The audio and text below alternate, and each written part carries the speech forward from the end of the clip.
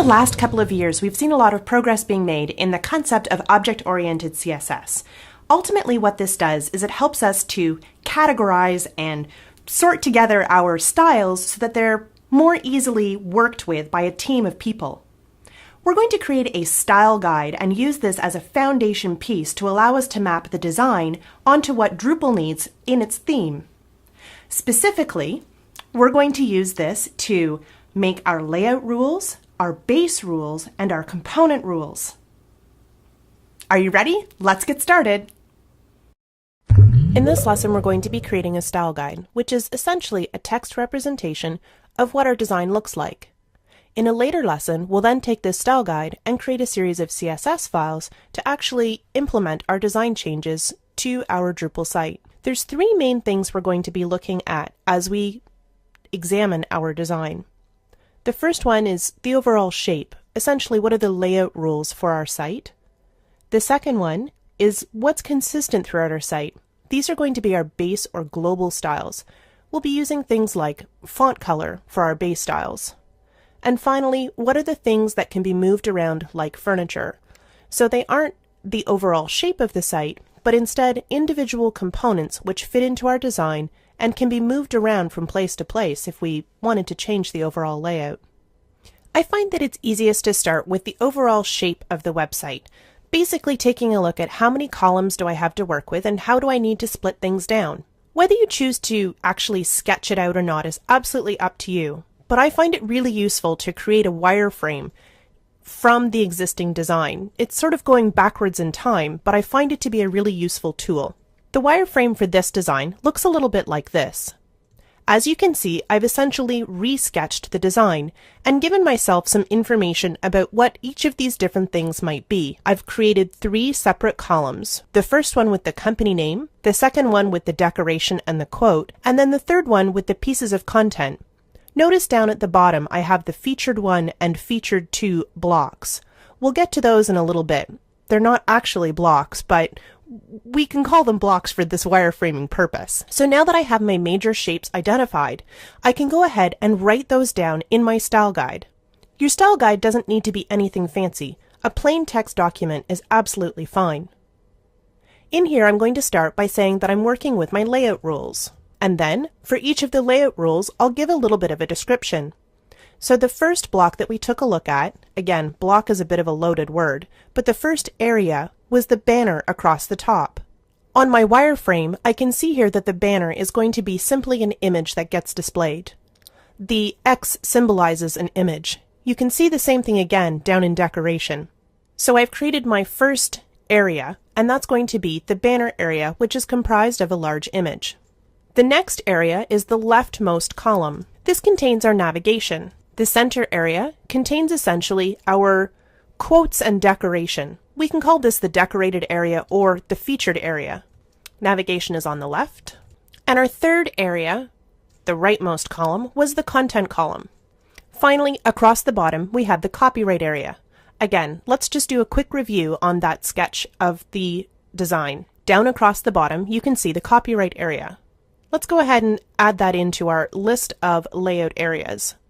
Because we're using the 960 grid, we can also take a look at the number of columns, grid columns, which are available for each of these different content areas. I've added this to a second wireframe. Here you can see essentially the same shape, except this time the number of grid columns for each of the different content areas within our site. The left or navigation bar has 2 units within the grid framework. The featured area has 4 columns or grid columns, and then over on the right-hand side, we're using half of the display area, which is a total of 6 grid columns, remembering that we're working with a 12-column design. Let's put that information into our style guide. So the banner area uses the full width.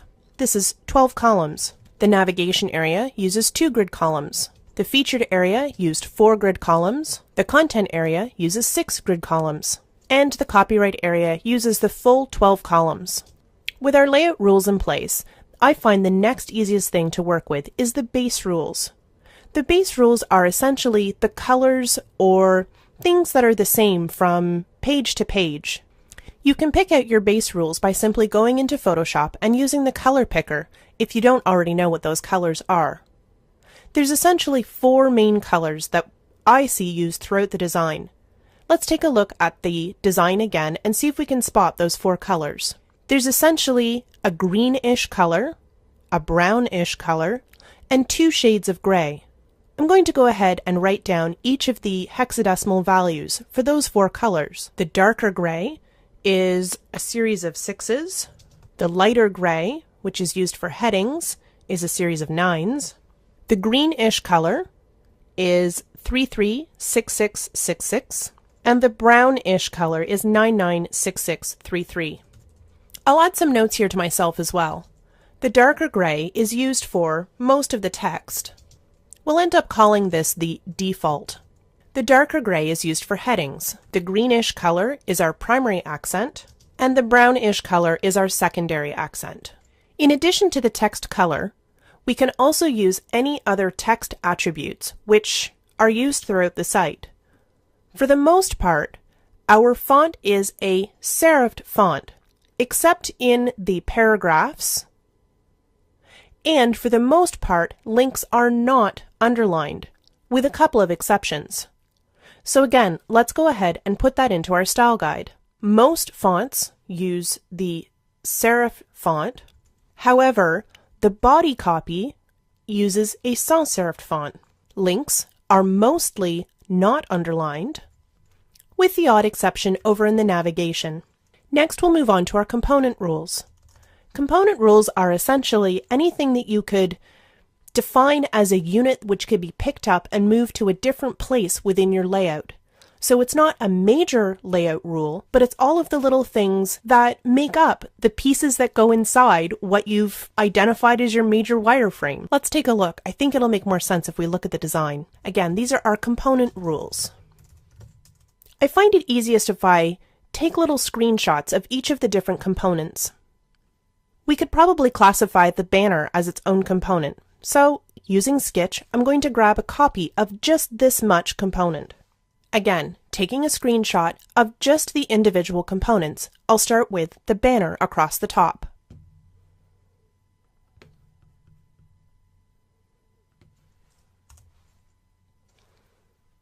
Now, there's a lot of different ways that you can capture each of these individual images. Seeing as I'm working within a plain text document, all I'm going to do at this point is grab the URL for this image. It will be stored in Evernote. You may want to actually grab these individual pictures and put them into your style guide if you're going to be trading them around with other people and you don't want to have to rely on a third-party service such as Evernote. Here's my banner image, and I'm going to go ahead and copy the URL. Back in my style guide, I'll paste in that URL for reference later on. My first component is the banner. Here I'm going to give a little bit of a text description as well. And then I'll paste in the image. Now we'll move on to the next component. Let's use the navigation as our second component. Over here on the left-hand side, we can see that there's 3 different styles for the navigation. At home, and then the first block of who we are and what we do, and then the third block of subscribe, search, and links. Scrolling down a little bit to make sure we capture each of this. First, I'm going to grab the at home component.